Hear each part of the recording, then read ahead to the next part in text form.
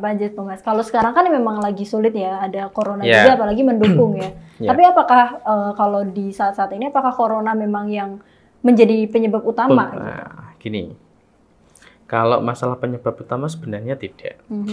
Itu tergantung dari pemikirannya orang masing-masing. Jika orang tersebut yakin dan tidak pesimis untuk saya ini sehat, gitu, saya ini sehat, tapi tidak terus dia berhamburkan ke orang-orang, woi saya ini loh sehat, tidak kena corona, woi saya ini sehat, tidak seperti itu. Oke. Jumawa ya, Ya, gitu ya. betul. Jadi memang harus biasa bismillah, saya ini sehat. Sakit dan kesembuhan saya bergantung daripada Allah Subhanahu wa taala. Obat hanyalah sifatnya lantaran. Ya.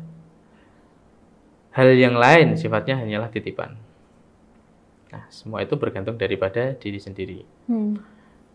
Menyikapi dibalik kabut corona ini yang sangat luar biasa ya. Yang saya bilang kabut, karena apa? Sampai kemana-mana. Yaitu kabut kan sampai kemana-mana.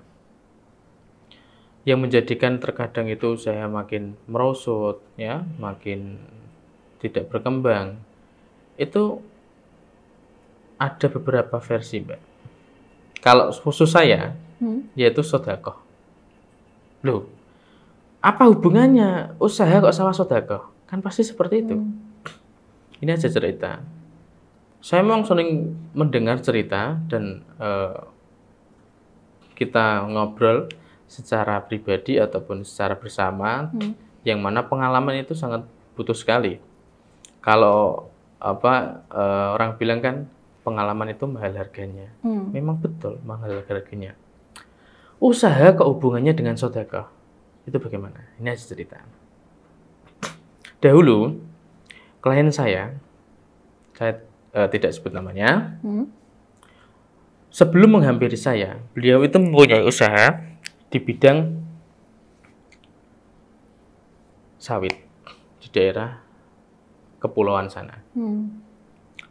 Namun, setelah berjalannya waktu, usaha tersebut bukan semakin berkembang, namun alhamdulillah bangkrut. Oke. Gitu ya. Dan Alhamdulillah kenapa alhamdulillah kok bangkrut malah bangkrut gitu. Nah, ini. Kenapa hubungannya dengan sedekah? Di saat orang tersebut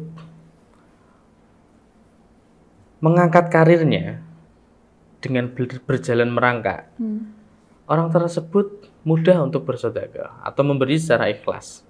Sedekah itu bukan hanya uang ya, melainkan kita senyum termasuk sedekah. Kita membantu orang termasuk sedekah, ya. Bukan serta-merta kita punya uang, nah kita berikan, bukan seperti itu. Nah, saya lanjut. Orang tersebut setelah dahulunya merangkak pada waktu kecil, beliau tuh sering sedekah. Namun, kebanyakan orang kalau sudah diberikan kekayaan yang lebih, itu pasti lupa sedekah. Nah, jadi itu penyebabnya juga betul. Ya. Karena di hakikatnya orang Islam dan orang non-Muslim, ya, sedekah itu ada. Kalau orang Islam itu bilang 2,5%, kalau orang non-Muslim itu bilang 1/10%. Begitu. Nah, dan sedekah tersebut tidak harus dilakukan dengan per 2,5% ataupun per 10%, namun secara ikhlas, begitu. Nah, apapun sedekahnya, terus setelah orang tersebut tinggi, ya naik, ternyata beliau dikasih ujian oleh Allah Subhanahu wa taala, dibangkrutkanlah usahanya. Allah itu kalau memberikan ujian kepada umatnya atau ya kepada makhluknya, ting, langsung kecil, ya? Mbak. Iya. Contohnya kalau kita bicara mengulas dahulu, tsunami saja di Aceh itu sangat luar biasa sekali. Ya, Iya, padahal hanya itu turun air dari laut ya, air terbang, itu sudah lenyap. Apalagi hanya 1-2 orang manusia. Nah, itulah. Lalu orang tersebut setelah bangkrut total, beliau mempunyai kenal dengan rekannya dan rekan tersebut kenal dengan saya. dihubungkanlah orang tersebut dengan saya. Nah, pada waktu tersebut orang yang kenal dengan temannya tadi yang sebelum mengenalkan dengan saya bilang, kamu itu sodakoh lah. Hubungannya apa? Saya ini sudah bangkrut, Pak. Kenapa kok malahan saya diminta untuk sodakoh? Itu cerita dari mereka dulu. Udahlah, jangan banyak tanya. Nah, sewaktu beliau itu main lagi sebelum mau ke tempat saya, ya, beliau itu kan main ke tempat temannya tadi yang kenal dengan saya. Nah, sedikit cerita, beliau tersebut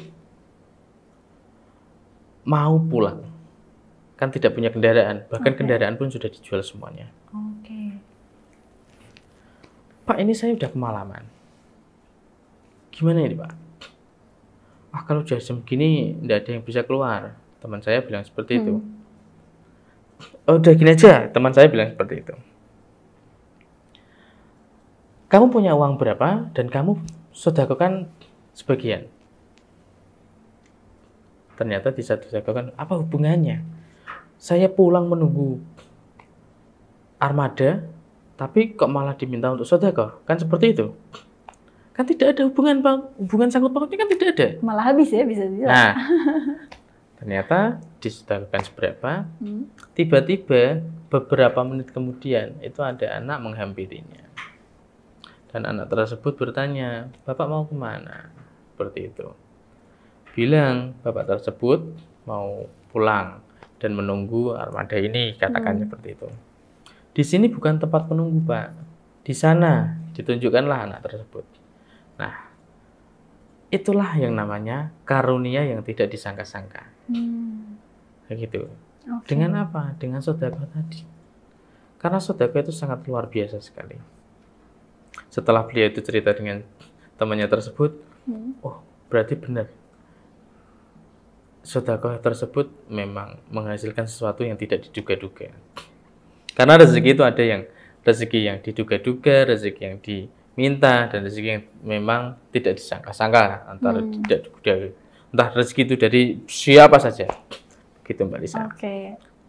Nah, itu pun dari sedekah tersebut. Nah, setelah itu beliau dikenalkan teman saya tadi dikenalkan langsung dengan beliau.